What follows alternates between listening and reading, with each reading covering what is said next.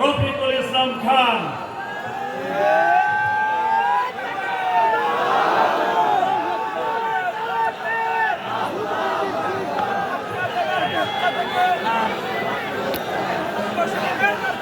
আলহামদুলিল্লাহ রাব্বিল আলামিন, আসসালাতু ওয়াসসালামু আলা রাসূলিহিল কারীম ওয়া আলা আলিহি ওয়া সাহবিহি আজমাইন।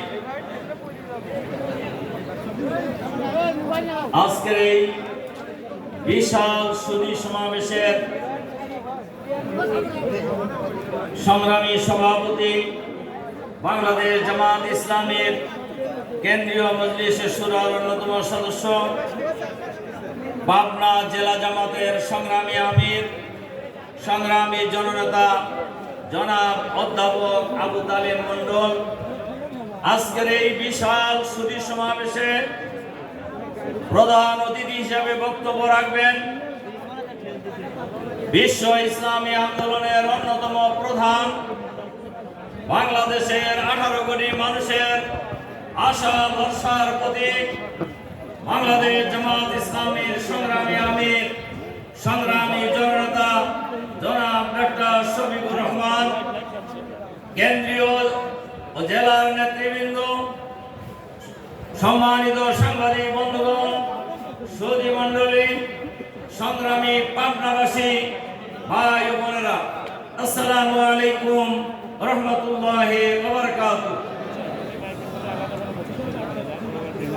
আল্লাহ তাআলার শুকরিয়া, যিনি মেহরবানি করে সরকারি এডওয়ার্ড কলেজ মাঠে আজকের এই বিশাল সমাবেশে আমাদেরকে উপস্থিত হওয়ার সুযোগ করে দিয়েছেন।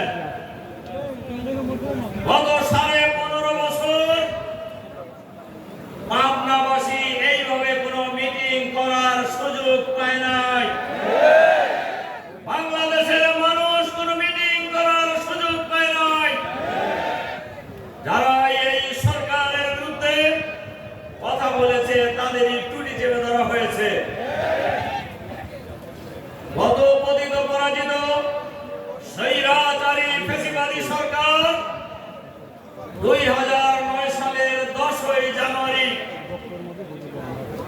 রাষ্ট্রীয় ক্ষমতায় অধিষ্ঠিত হওয়ার পর থেকে গত 2020 সালের 5ই আগস্ট পর্যন্ত বাংলাদেশের 18 কোটি মানুষ কার্যত ছিল বন্দী।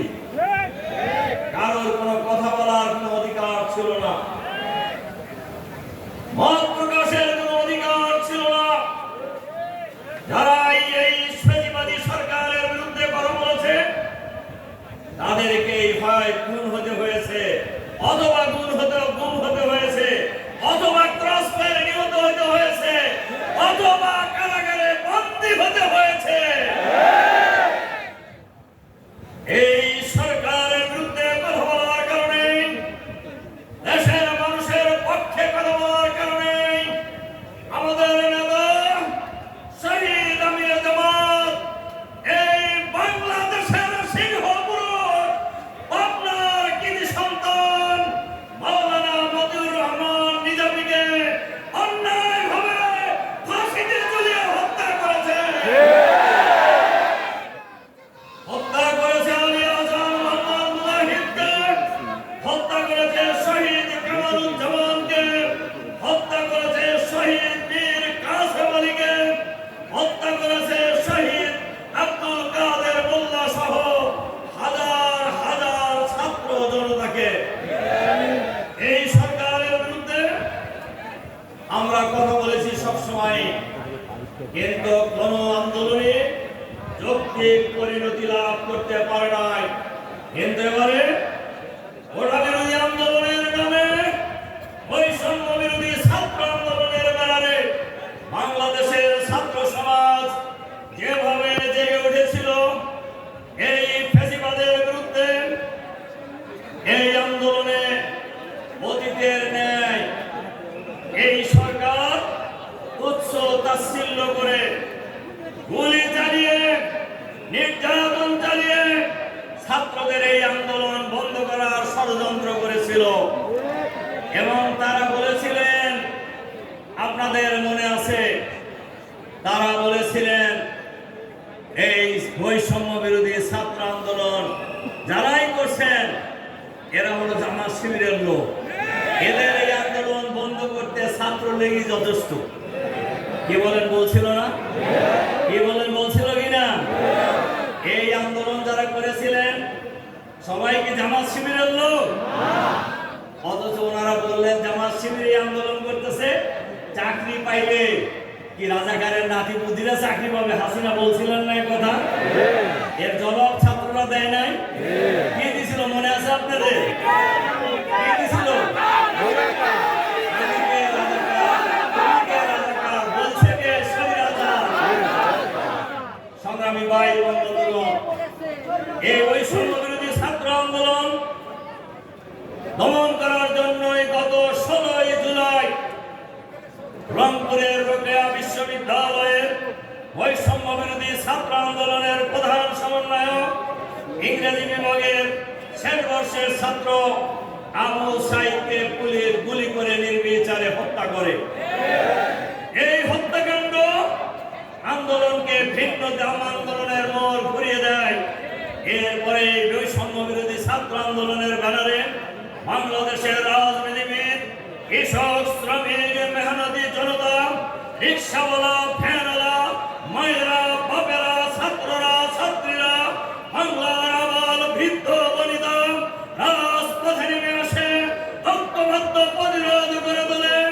জনতার শহীদের মিছিল লম্বা হতে থাকে, জনতার মিছিল আরো লম্বা থেকে লম্বা হতে থাকে। এর এক পর্যায়ে ছিল গণভবন ঘেরাওয়ের কর্মসূচি এবং সেই কর্মসূচি বৈষম্য বিরোধী ছাত্র আন্দোলনের এই কর্মসূচি ভণ্ডুল করে দেওয়ার জন্যই তারা ইন্টারনেট বন্ধ করে দিয়েছিল, কারফিউ জারি করা হয়েছিল, সেনাবাহিনী মোতায়েন করা হয়েছিল।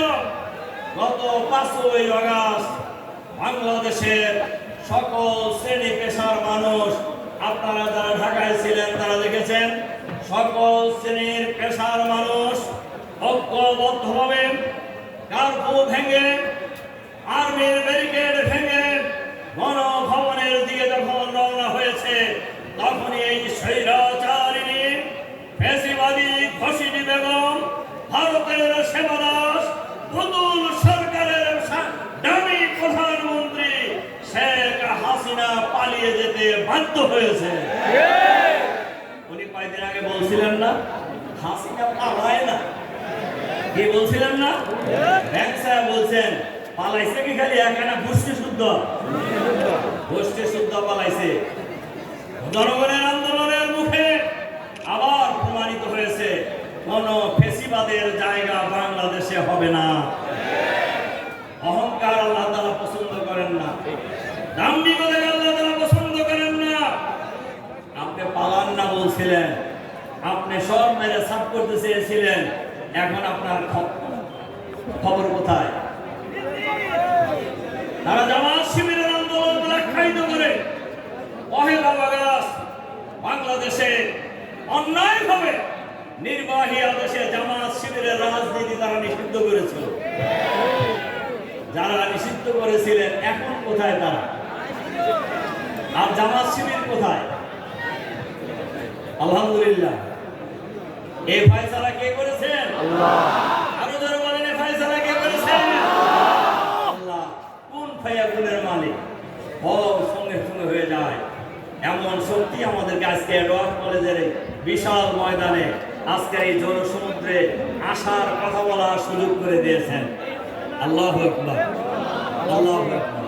সম্মানিত সুধী মণ্ডলী, ভাই এবং বন্ধুগণ, ফেসিবাদের পতন হয়েছে, কিন্তু আমাদের আন্দোলন এখনো শেষ হয় নাই। আমাদের আন্দোলন এখনো শেষ হয় নাই। এখনো ফেসিবাদের প্রেতাত্মারা সরকারের বিভিন্ন জায়গায় লুকিয়ে আছে। আমরা অন্তর্বর্তীকালীন সরকারের কাছে আহ্বান জানাবো, অবিলম্বে এই ফেসিবাদের দোষর যারা, এদেরকে গ্রেফতার করে বিচারের আওতায় আনতে হবে। আজকের এই